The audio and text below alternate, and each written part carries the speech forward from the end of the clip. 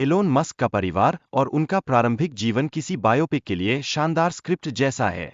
उनकी शिक्षा ने उन्हें तकनीकी जादूगर बनने के लिए प्रेरित किया।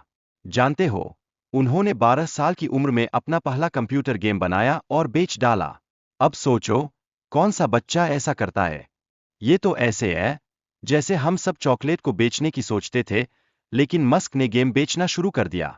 तो मस्क ने कनाडा में बेहतर अवसरों के लिए कदम रखा। वहां उन्होंने अपनी उच्च शिक्षा पूरी की।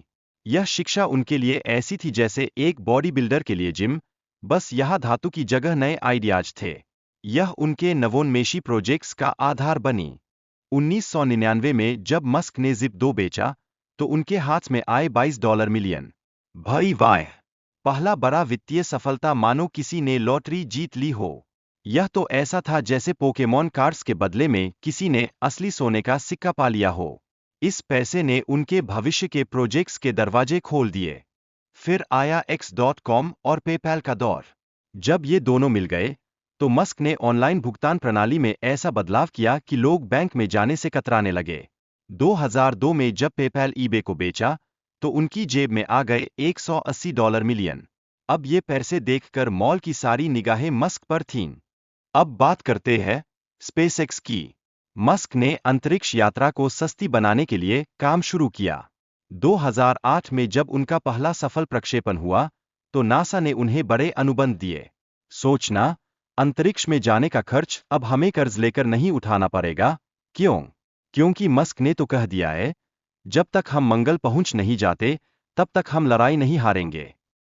अब टेस्ला की बात करें। मॉडल 3 आया और लोगों ने इसे अपने गैराज में रखने के लिए खुद को ट्रैक्टर खरीदने की जगह टेस्ला खरीदना शुरू कर दिया।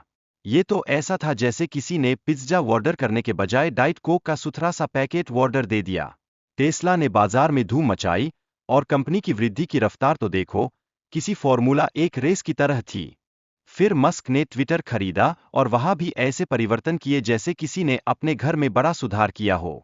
कर्मचारियों की संख्या में कटौती की और नई सामग्री मॉडरेशन नीतियों का परिचय दिया। अब ट्विटर पर मीम्स की बाढ़ आ गई थी, और लोग सोच रहे थे कि क्या ट्विटर अब गूंगा हो गया है। मस्क की प्रबंधन शैली को लेकर कई विवाद उठे हैं। यह तो ऐसा है जैसे किसी ने बारबेक्यू पार्टी में सॉसेज बनाने वाले को बुलाया हो लेकिन उसे टुकड़े टुकड़े करना ही सिखाया हो। कर्मचारियों पर उच्च मांगें थीं और काम के घंटों का भारी दबाव। अब परिश्रम भी चाहिए, और मस्क ने तो जैसे टीना टर्नर की तरह गाया, हमेशा काम करो। अब क्रिप्टोक्यूरेंसी की दुनिया में मस्क का प्रभाव मिला जुला था। कुछ लोग इसे सकारात्मक मानते थे, जबकि दूसरों का मानना था कि मस्क बाजार में हेरफेर कर रहे हैं। ऐसे में ये बात तो तय है कि मस्क का नाम सुनते ही सबके चेहरे पर क्रिप्टो किंग की स्माइल आ जाती थी। मस्क का मानना है कि क्रिप्टोक्यूरेंसी और ब्लॉकचेन तकनीक भविष्य की वित्तीय प्रणाली के मुख्य भाग होंगे। उम्मीद है कि जब मानवता मंगल ग्रह पर बसने की कोशिश करेगी, तब ये सब बाय बाय करेंगे और वहां प्लास्टिक के पैसे और डोजर लेकर जाएंगे। अंत में चलिए मस्क की उन कंपनियों की बात करते हैं जो विभिन्न अभिनव परियोजनाओं पर काम कर रही है, जैसे न्यूरालिंक और द बोरिंग कंपनी। ये कंपनियां समस्या समाधान की दिशा में एक नए युग की शुरुआत कर रही है। जैसे हॉलीवुड की फिल्मों में सुपरहीरो होते हैं, वैसे ही मस्क की ये परियोजनाएं भी हमारे सामने हैं।